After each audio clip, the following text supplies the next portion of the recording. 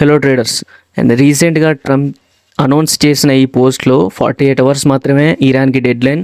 So ఈ deadline తర్వాత impacts అనేవి చాలా దారుణంగా ఉండే ఛాన్స్ ఉంటుంది, ఎందుకంటే అటాక్స్ అనేవి ఖచ్చితంగా జరుగుతాయని చెప్పేసి ఈ పోస్ట్లో మనకు కనబడుతుంది. ఈజీగా స్ట్రెయిట్ ఆఫ్ హార్మోజ్ని ఓపెన్ చేయాలి అండ్ ఒక మంచి డీల్కి రావాలి నెగోషియేషన్స్తో, లేదంటే అటాక్స్ అనేవి కంటిన్యూ అవుతాయని చెప్పేసి ఈ పోస్ట్లో మనకి ఈజీగా కనబడుతుంది కదా.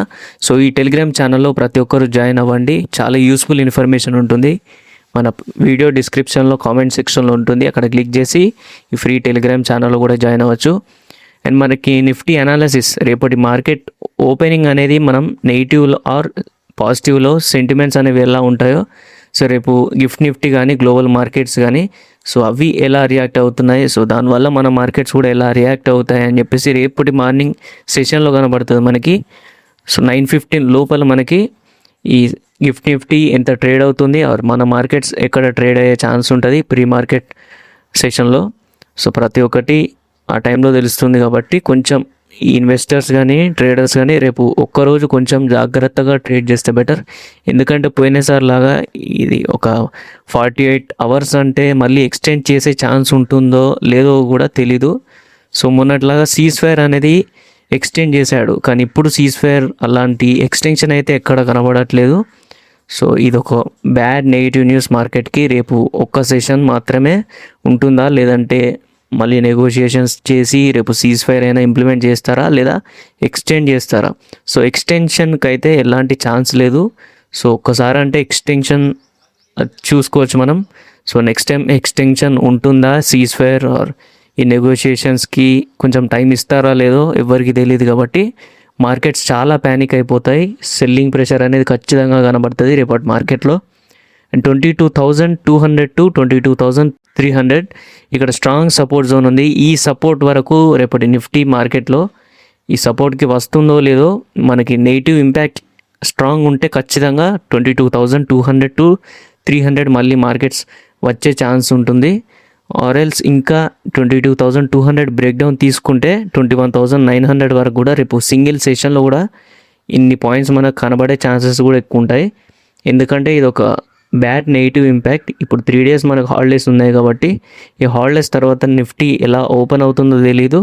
పాజిటివ్ అయినా ఓపెన్ అవ్వచ్చు, నెగిటివ్ అయినా ఓపెన్ అవ్వచ్చు. ఒకవేళ 22,200 to 300 సస్టైన్ అవ్వలేక మళ్ళీ బ్రేక్ డౌన్ తీసుకుంటే మనకి నెగిటివ్ వెళ్ళే ఛాన్స్ ఉంటుంది నిఫ్టీ ఇంకా 21,900 వరకు. ఆర్ ఇంకా వోల్టాలిటీతో 21,900లో మళ్ళీ ప్యానిక్ బయింగ్ ప్రెషర్తో మార్కెట్ మళ్ళీ రివర్స్ కూడా అయ్యే ఛాన్సెస్ ఎక్కువ ఉంటాయి. సో సపోర్ట్ జోన్కి వస్తే 22,200 to 280, 300 కూడా అనుకోవచ్చు. సో ఈ లెవెల్ మనకి ఒక మంచి బయింగ్ ప్రెషర్ కనబడే ఛాన్స్ ఉంటుంది. ఈ లెవెల్ కూడా బ్రేక్ డౌన్ తీసుకొని సస్టైన్ అవుతే, సో 1 hour అలా సస్టైన్ అవుతే మాత్రమే మనకి ఇంకా ఫర్దర్గా డౌన్ సైడ్ అనేది చూసుకోవచ్చు. ఆర్ఎల్స్ మనకి రేపు గ్యాప్ డౌన్లో ఓపెన్ అయినా కానీ ఆర్ నెగిటివ్ సెంటిమెంట్స్ కొంచెం ఉన్నా కానీ 22,600 దగ్గర నుంచి మార్కెట్ స్ట్రాంగ్ రియాక్షన్ తీసుకునే ఛాన్స్ ఉంటుంది. ఒకవేళ పాజిటివ్ సెంటిమెంట్స్ ఏమైనా ఉంటే నిఫ్టీ ఫ్లాట్గా అయినా ఓపెన్ అవ్వాలి, లేదంటే 22,800 అబోవ్ ఓపెన్ అయ్యి మనకి వోల్టాలిటీ అనేది స్ట్రాంగ్గా కనబడే ఛాన్స్ ఎక్కువ ఉంటుంది. సో 22,800 బిలో మళ్ళీ బ్రేక్ డౌన్ తీసుకుంటే సో ఇందులో వోల్టాలిటీ కనబడే ఛాన్స్ ఉంటుంది. కానీ ఇప్పుడున్న సిచ్యువేషన్లో విక్స్ కూడా చాలా రైజ్ అయింది కాబట్టి ఖచ్చితంగా మార్కెట్స్ అనేవి ఒక డైరెక్షనల్ వేలో వెళ్ళడానికి ఛాన్స్ ఉంటుంది. సో 22,800 పైన మాత్రమే మనకి పాజిటివ్ సెంటిమెంట్స్ బిల్డ్ అవుతాయి. మార్కెట్ 23,000 వరకు రైజ్ అయ్యే ఛాన్సెస్ ఎక్కువ ఉంటాయి. ఒకవేళ నిఫ్టీ ఫ్లాట్గా ఓపెన్ అవుతే సేమ్ వోల్టాలిటీ, సో ఎటైనా ప్రెషర్ పెరిగే ఛాన్స్ ఉంటుంది. సో మొన్నటి థర్స్డే మార్కెట్లో కూడా మనం సేమ్ ఇలానే చూసాం ప్యాటర్న్స్ కూడా.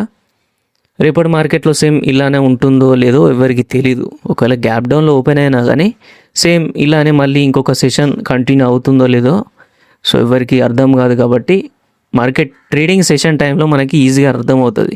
ఓపెన్ ఇంట్రెస్ట్ బట్టి, మార్కెట్ ప్యాటర్న్స్ బట్టి అనాలిసిస్ చేసుకొని సో మార్కెట్ ఫ్లో బాగుందా, వోల్టాలిటీ స్ట్రాంగ్ ఉంటుందా లేదా, సో దాన్ని చూసుకొని మనం రేపటి ట్రేడింగ్ సెషన్ ప్లాన్ చేసుకోవచ్చు.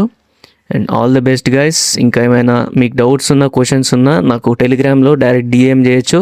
సో ప్రతి దానికి నేను రెస్పాండ్ ఇస్తూనే ఉంటా. And thank you. ఈ వీడియో కనుక మీకు నచ్చినట్టయితే ఒక లైక్, షేర్ అండ్ సబ్స్క్రైబ్ చేసుకోండి. మన టెలిగ్రామ్ ఛానల్లో కూడా జాయిన్ అవ్వండి ప్రతి ఒక్కరు.